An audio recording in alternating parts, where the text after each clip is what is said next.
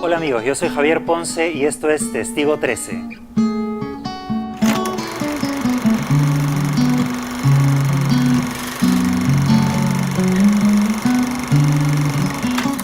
Hola, en este programa vamos a hablar de libros y vamos a hablar de películas. Hoy hablaremos de La genética de Dios, la segunda publicación de Víctor García Belaúnde. Lo más interesante es que cuando es en vivo no pasa. No pasa en vivo, ¿no?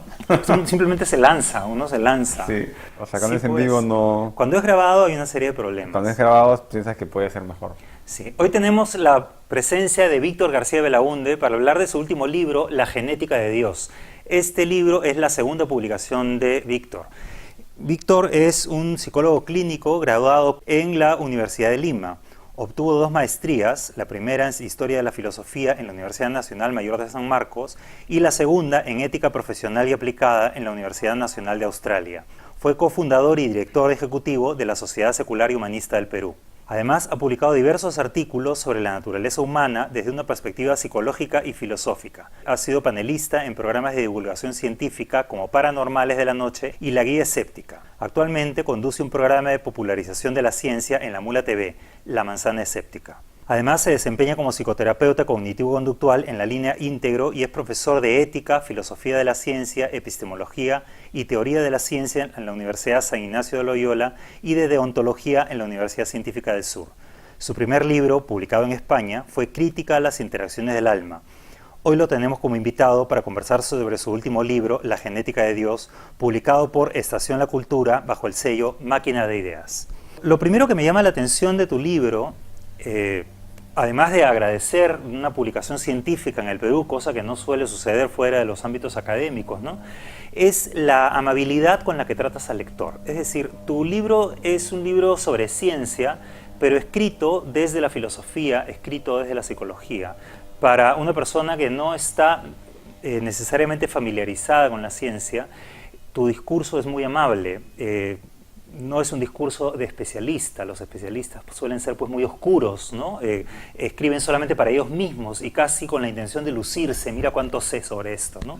En tu libro siento tu voz de maestro, tu voz amable para transmitir un conocimiento difícil y complicado de manera sencilla. Yo quería escribir de una manera que no se divorcie con la ciencia, o sea, que uno pueda aprender cosas científicas, por ejemplo, sobre lo que es el ADN, sobre cómo influencia la cultura en la naturaleza humana, ¿no? Quería tener una perspectiva naturalista de lo que es la naturaleza humana, pero sin entrar en muchos tecnicismos, ¿no? Entonces a veces utilizo unas metáforas, pero no utilizo conceptos que de hecho he estudiado sobre el ADN, pero que no me parecen relevantes para explicar lo que quiero mostrar en el libro, ¿no? Tu definición de naturaleza humana no es la típica definición vista solamente desde la ciencia, ni la típica definición vista solamente desde la cultura y desde la psicología o la filosofía, ni es una definición religiosa. ¿Cómo defines naturaleza humana? Yo hablo de 3 aspectos, ¿no?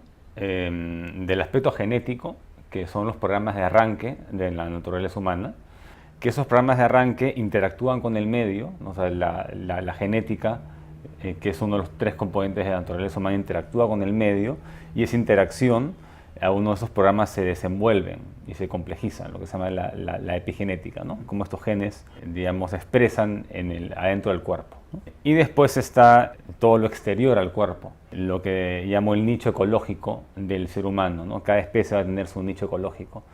Entonces, el nicho ecológico del ser humano es un nicho ecológico creado por él mismo, artificial, con el que interactúa y que finalmente ayuda a construir las redes neurales que definen a una persona, ¿no? La evolución se da a través de la interacción de estos 3 elementos y se va afectando, va modificándose la genética de la misma manera que el ser humano va modificando su entorno también. Esta dinámica lo que hace es que la naturaleza humana no sea un ente estacionado. La naturaleza humana tiene un componente genético, pero ese componente genético se desenvuelve de acuerdo a un ambiente, y eso hace que si el ambiente es distinto, la naturaleza también va a ser distinta, ¿no?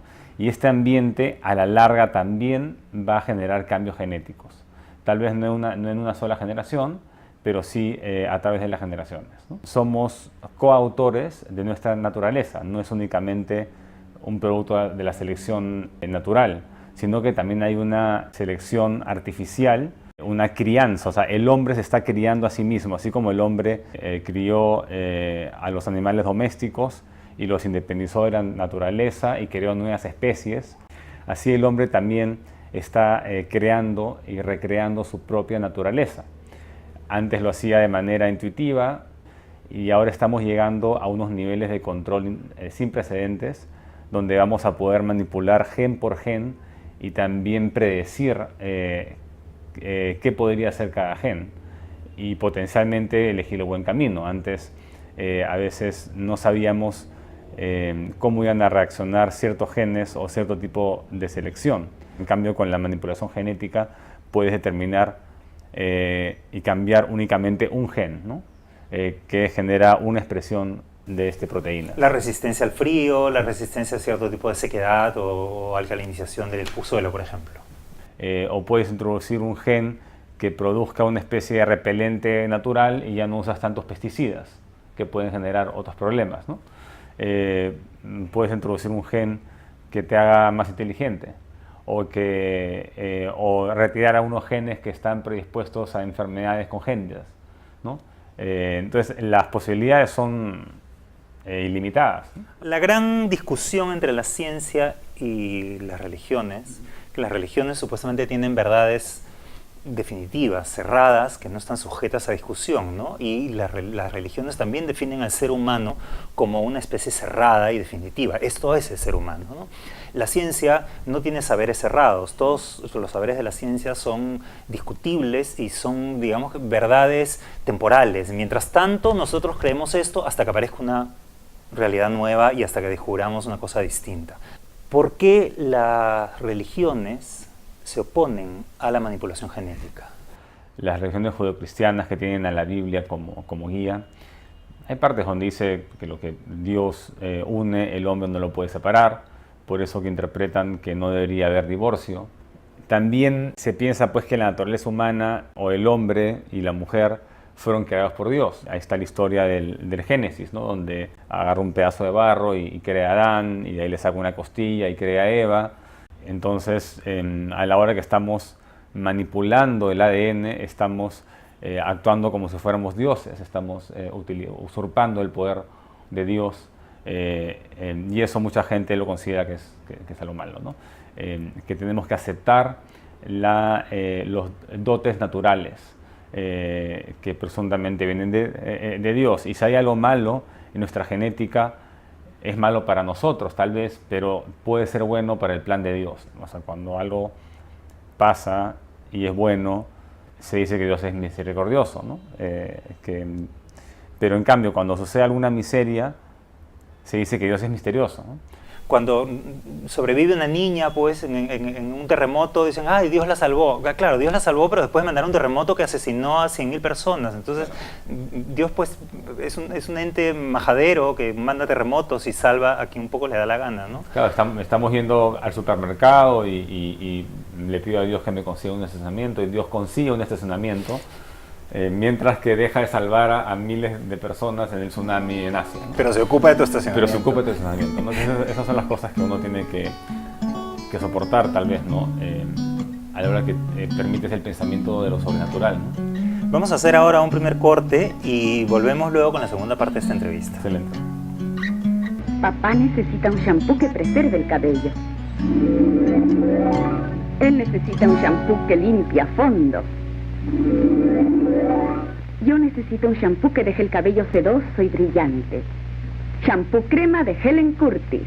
Shampoo crema contiene dinal, el elemento que elimina las grasas y suciedad del cabello. Shampoo crema restituye los aceites naturales que el cabello necesita. Shampoo crema con lanolina emulsionada es súper suavizante. Acondiciona el cabello y lo deja sedoso y brillante. Súper económico y para toda la familia, shampoo crema de Helen Curtis, magia para su cabello.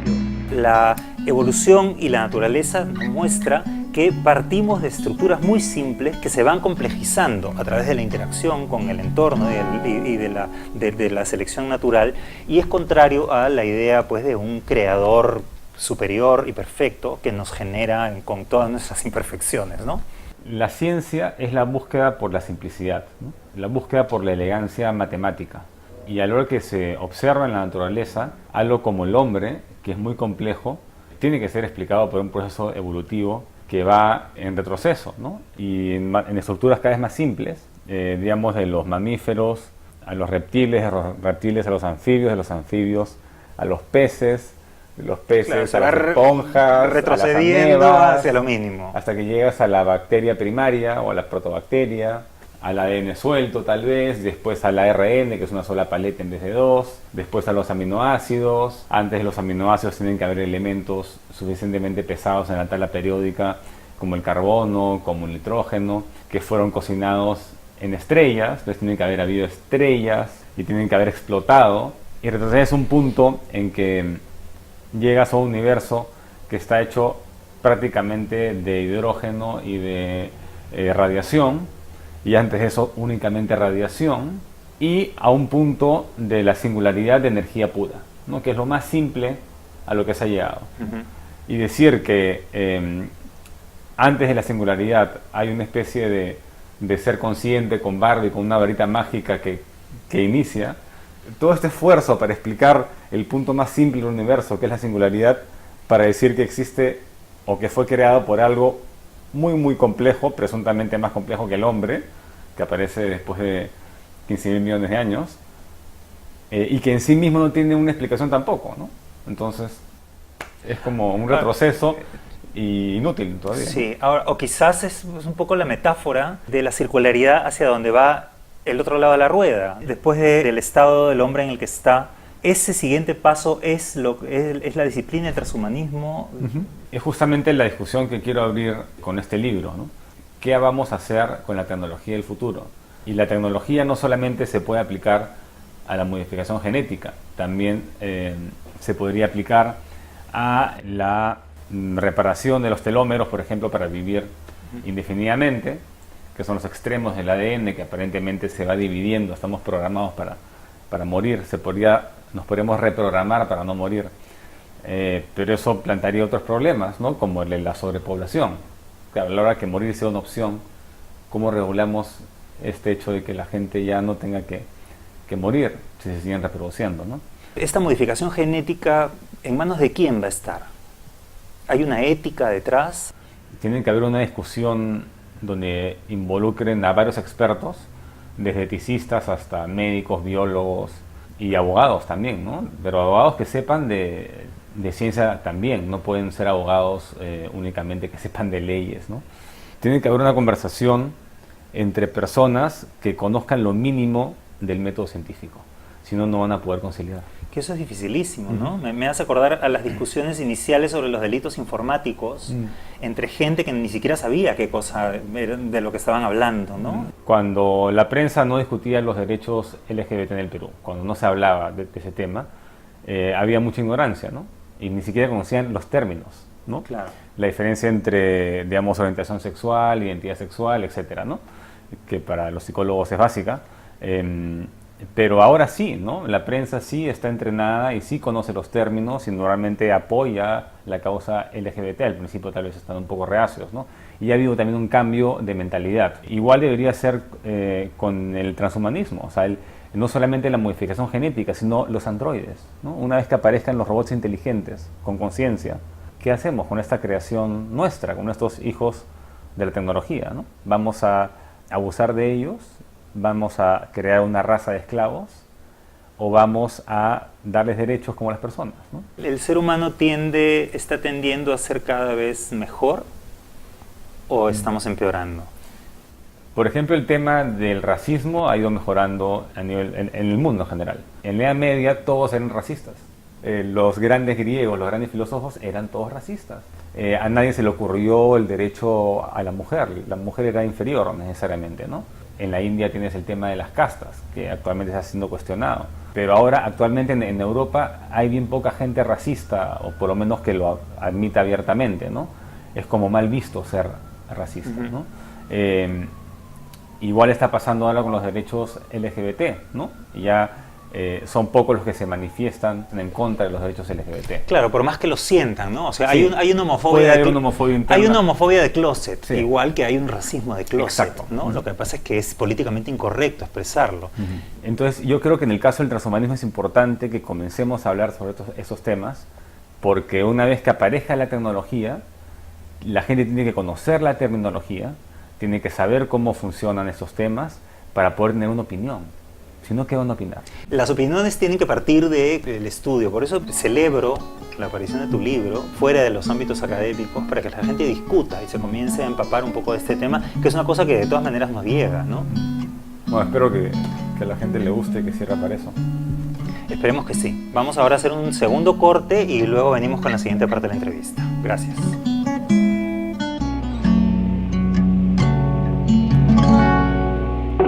Saliendo de su lujosa cafetilla dorada, un Golden 100 es la gran tentación. Por eso, si usted lo fuma en público,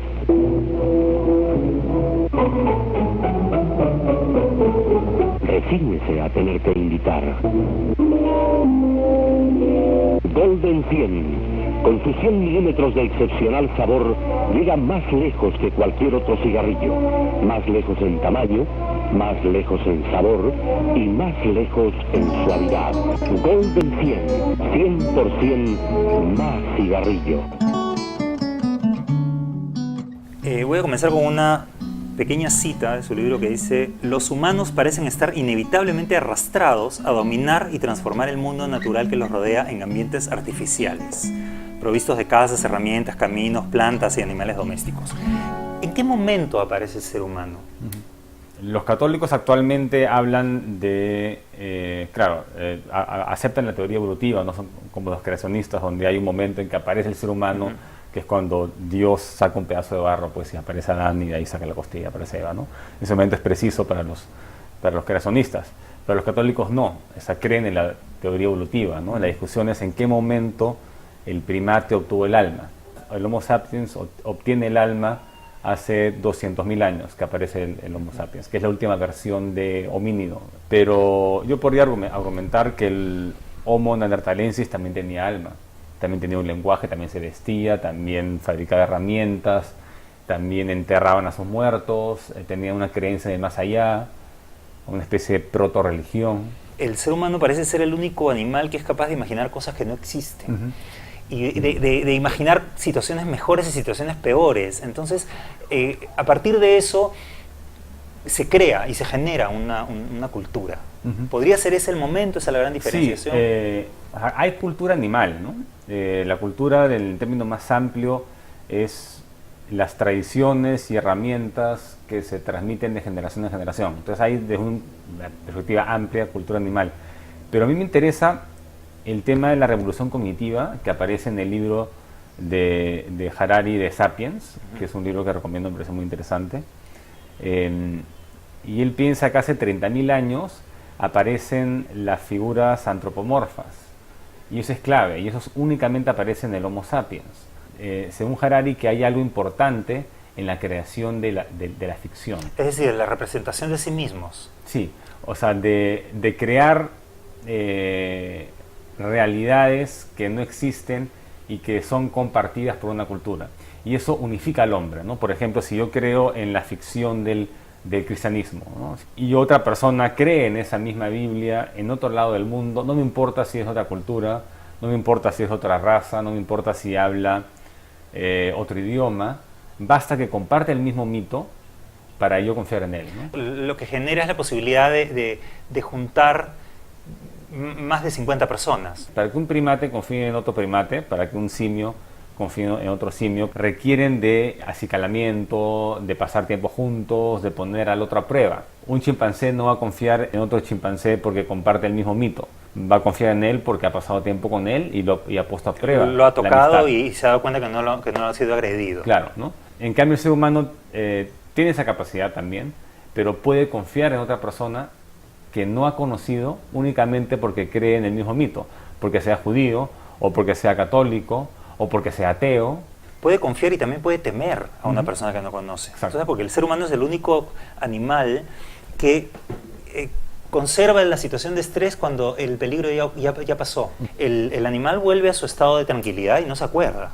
El ser humano conserva esta situación de estrés a pesar de que ya el peligro acabó. El estrés es la consecuencia de tener un cerebro potente. Claro, un cerebro que reacciona a lo que imagina de la misma manera que reacciona a lo que realmente está viendo, ¿no? El cerebro no distingue entre la realidad y lo que imagina. Esa es justamente la tesis de Sapolsky, de este libro que se titula ¿Por qué las cebras no tienen úlceras? ¿No? Porque no se estresan. Claro. Las cebras se estresan únicamente cuando creen haber escuchado algo, creen haber visto un león, entonces salen corriendo o deciden no salir corriendo, y si es un león, pues todo termina en pocos segundos a veces, ¿no? A veces no llegan ni al minuto, 2 minutos, y la cebra o es comida por el león o se libra, ¿no? Y de ahí va a seguir pastando relajada, tranquila, como si nada hubiera pasado, ¿no? Claro. Y hace, digamos, unos minutos había corrido por su vida, ¿no? En cambio, el ser humano, y según Sapolsky, que también sucede en otros primates, tenemos la potencia cerebral para poder estresarnos por cuestiones sociales. Y cuestiones sociales que no acaban de unos minutos, sino que están presentes a veces todo el día, ¿no? O toda la vida, ¿no?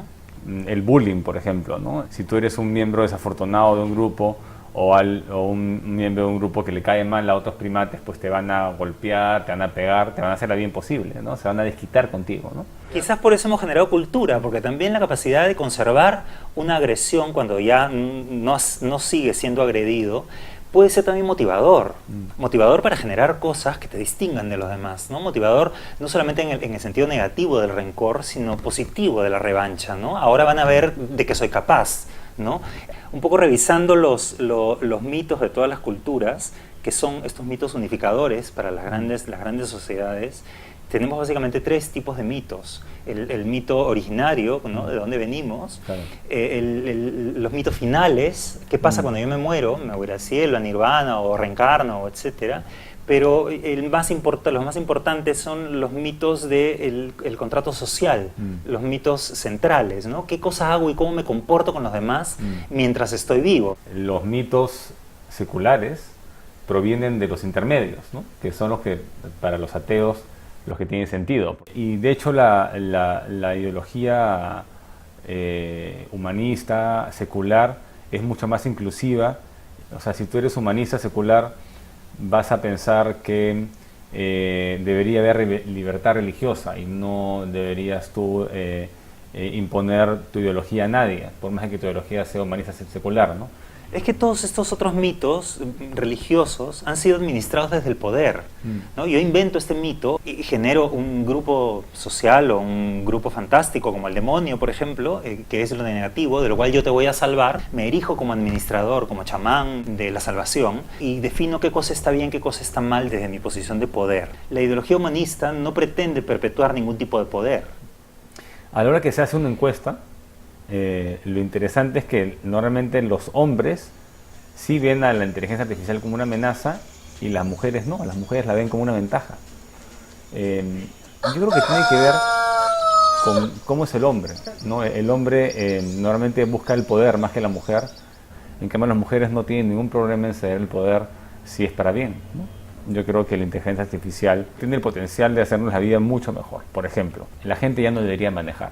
Me parece un horror que la gente maneje. Deberían ser las computadoras las que manejen, ¿no?